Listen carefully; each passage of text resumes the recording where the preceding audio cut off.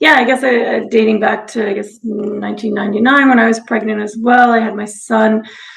I prior to that, I felt like I could trust my primary caregiver to share what was going on with me about substance use and drinking. So I was very honest, and I didn't know that that was going to follow me on my chart for the rest of my life. So that was first, and then when I went to have my son, um, I brought him home, and then it turns out that um, they left some placenta in, so I had like this whole kind of reaction to like this poisoning throughout my body, and when I was nursing my son, this whole thing happened. Went to the hospital, almost basically died, and the first thing they thought was that I was drug using, and they thought that like she's using drugs, and they treated me right away like that I was a drug user, and they actually thought that that was the reason why I presented how I presented, but it actually wasn't that. It was actually my whole body was poisoned because of malpractice. So for the next 5 days, I couldn't nurse my son. I couldn't see my son. I was just basically in survival mode. So that was my first experience with the healthcare system, knowing that I'm not going to get the same treatment as everyone else because my record is following me. So that's my first kind of experience.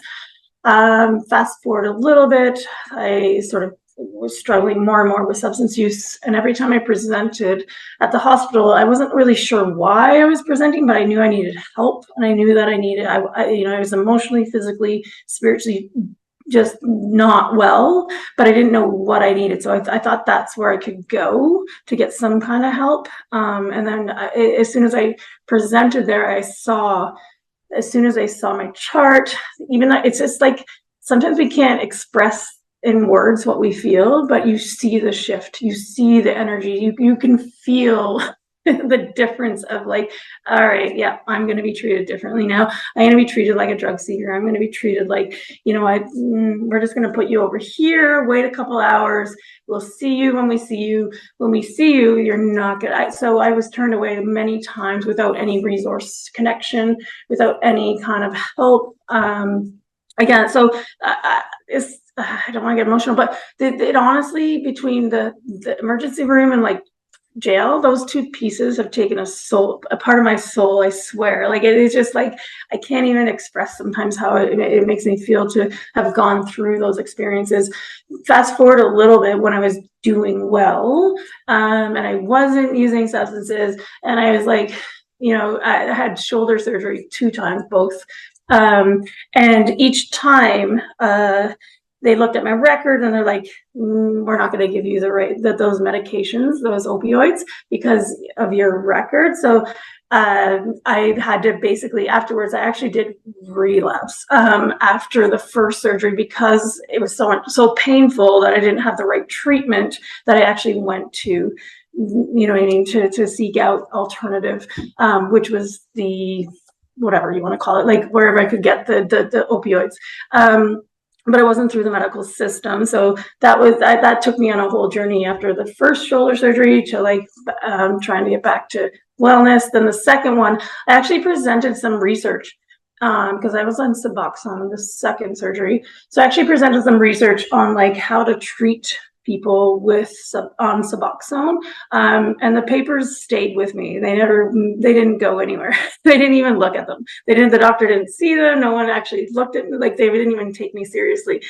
So that second one, I just kind of like fought through that pain, but again, risk of like, you know what I mean? Like that could have just been another journey for me to just look for opioids in another way, which could have taken, anyways. So all that being said, yeah, I will, with the people I support today, that's the last place I will tell them to go. That's it. I can't trust our emergency room department to really treat us well at all or give us the right care.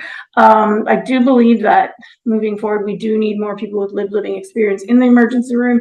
I do believe that we need more education on harm reduction with anyone that is supporting or treating people with substance use health. I do believe like that should be mandatory. Yes.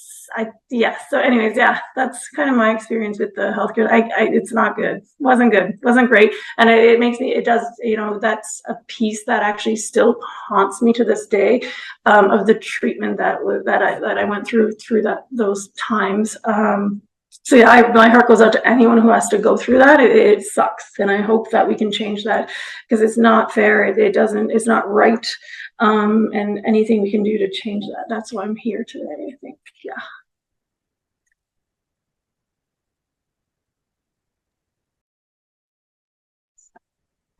Got it. I was jotting down all these notes we spoke about. So what you said, I think around that shift in the feel, like I think, from what you shared and what Charlotte's described and others is that, the second that people flag in some way within a hospital that you might be someone who uses drugs or has a history, that there's that shift in the feel, right? And that like shift towards now you don't feel safe in that environment and that you're going to be treated differently for that way, I think is huge. And it's something that has to change, and it's hard to change when we don't have healthcare providers that are being trained and where there's the expectation that they should be providing care to anybody in any way, and recognizing how their language and their body language and the way that they present themselves actually impacts the people that they're caring. And I don't feel like there's enough of that. And I was thinking when you mentioned the training of people who are interacting with people who use substances,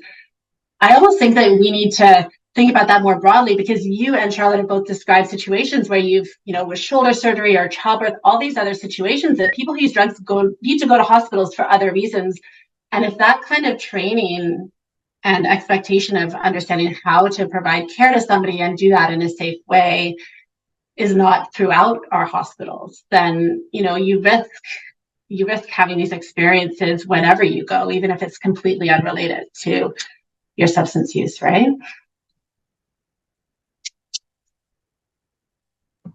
I know this is so emotional, and I really appreciate you, Tonya, and I appreciate you sharing.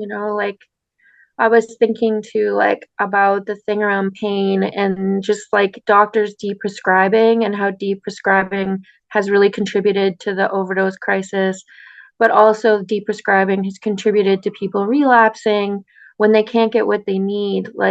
And I just wondered if you had anything you wanted to share just around what you would have needed when you had your first shoulder surgery.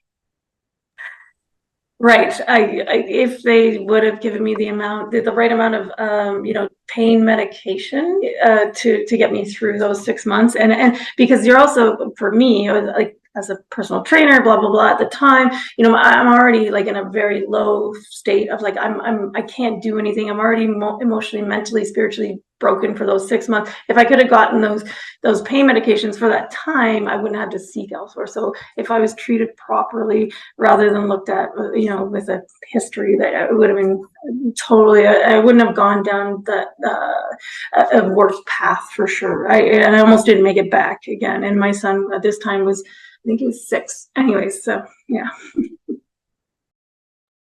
It's actually about that shared decision making too, right? It's actually having someone just talk to you about your pain and how you like that managed and what are the options, and helping you work through because you said that you had to fight through the pain, right? And that's not really what anybody should be having to do.